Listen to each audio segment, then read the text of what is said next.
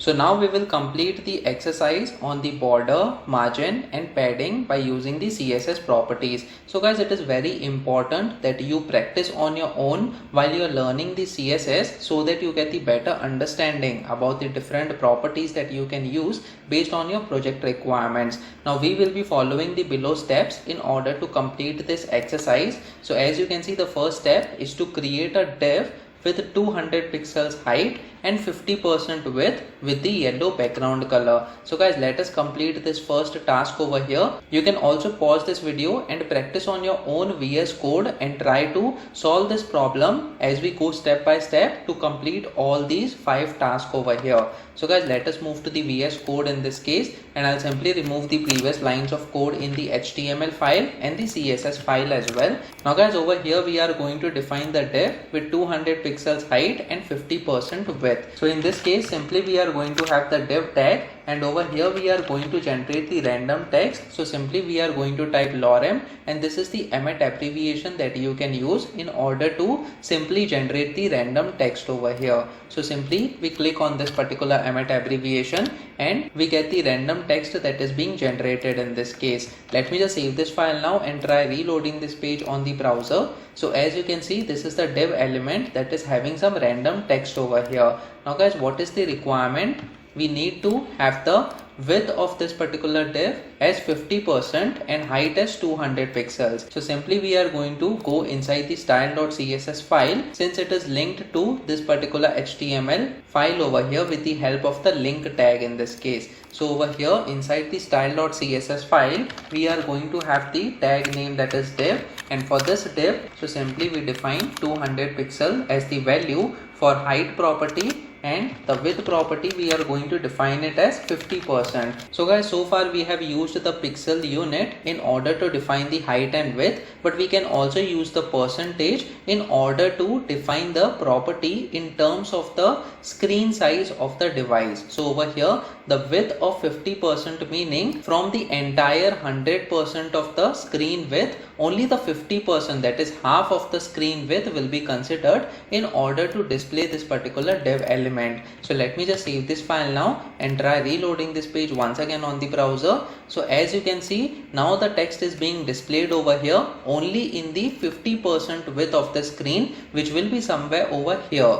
So this we will be able to make out by providing the yellow background color in this case, which is the part of the first task over here. So guys, let us add the background color that is yellow to this div element. So simply we will be using the background color CSS property over here, and then we will provide the value as yellow in this case. Let me just save this file now and try reloading this page once again on the browser. So as you can see, the width is being taken as 50% and the height is 200 pixels over here. Let us verify that. We can simply right click on this div element on the web page and go to the inspect option, and on the right you can scroll down. As you can see, 441.667 pixels, which means it is the 50% of this particular screen size is the width of the div element, and the height is defined as 200 pixels over here, and this is what is being highlighted in green color inside this web page over here. So guys, this is the way that you can define the width and height and the background color for a particular HTML element. Now guys, let us move to the second task over here.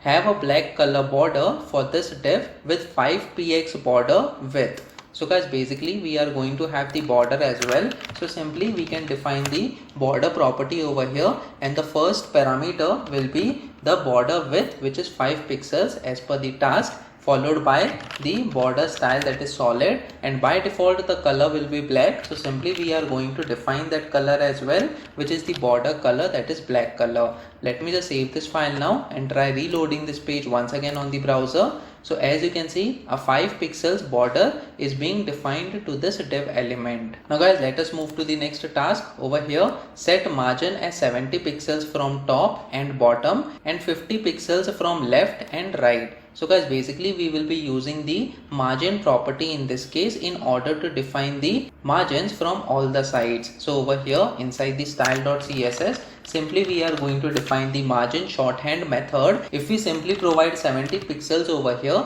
the 70 pixels margin will be provided from all the sides. But if you want to provide different margins from individual sides of the div element, then you can provide multiple values for this margin shorthand property. So over here, the first value will reflect to the top of the div element. The second value will be reflecting the right of this div element. So in this case, on the right we want 50 pixels as the margin, and then followed by the bottom margin, which will be 70 pixels once again, and then followed by the left margin, that is 50 pixels once again. So guys, over here we have the 4 values from all the sides. So guys, let me just save this file now and try reloading this page once again on the browser. So as you can see, from top we have the 70 pixels margin, and from the left we have defined the 50 pixels margin over here, and same margins are applied on the bottom and right respectively. So if we right click on this div element and click on the inspect option, let's see the box model over here.